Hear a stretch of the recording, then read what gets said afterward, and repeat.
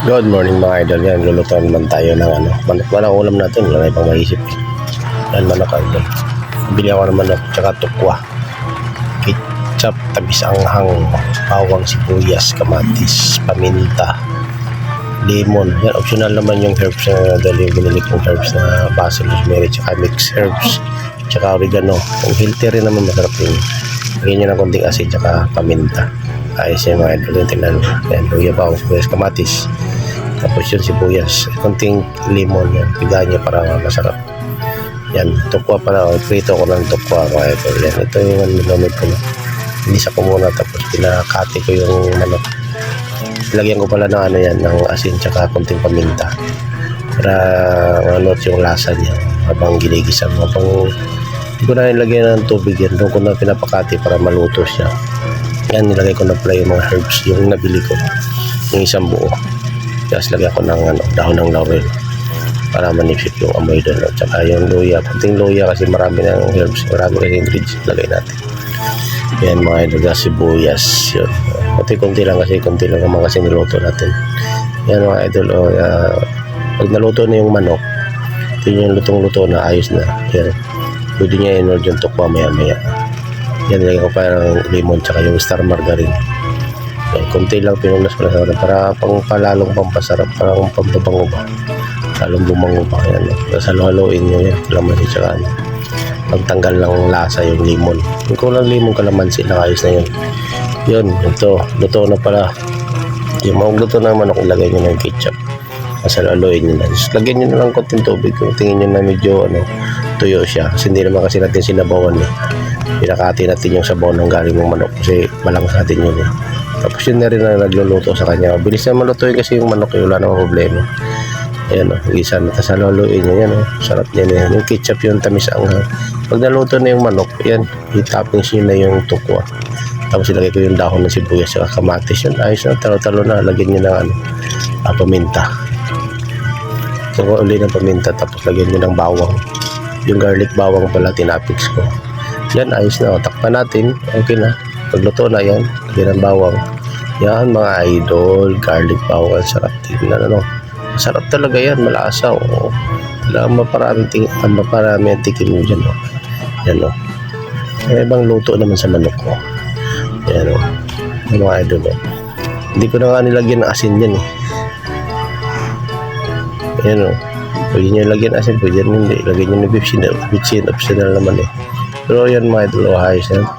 Talo-talo na yun. Sabaw pa lang. Ulam na. Yan mga idol. Diba? Yan. O yun lang masyadong lutuin yung dahon ng sibuyas sa kamatis kasi parang pinaka-toppings natin. Yung tukwa pala mga idol, masarap. Masarap ng tukwa. May manok sa ilalim. Wow. Taob na naman ang bahaw. Yan mga idol, masarap yan. Diba? Ala, kainan na. Yan subukan nyo, try nyo sa bahay nyo. Murang ulam lang naman to murang ingredients, murang ulam ayos na Ayan, kain na kain na natin para Ayan.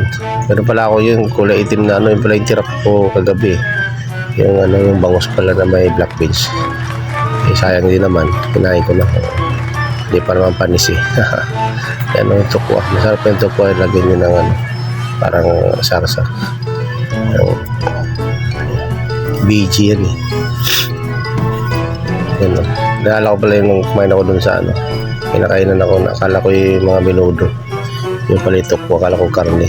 Tukwa pala. Pero masarap siya. Healthy.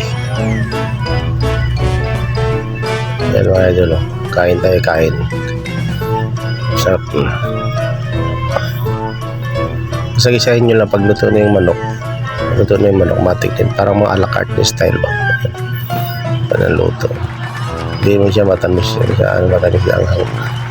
Tapos yung ginisa ko pala ng yung mantika pala pinagisahan ko. Yung mantika na yung garlic.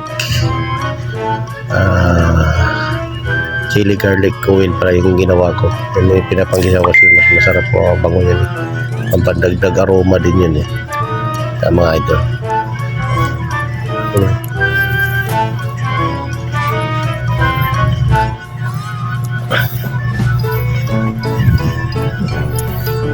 Yan mga idol, kain tayo, kain. Ayan. Tapos, sabi na kumain idol pag yung mga sarsasaw. Yan, wala nang tuyo tsaka suka. Yan, yun na lang tuyo tsaka suka tsaka oyster. O, para maiba naman. O, yan, ulam.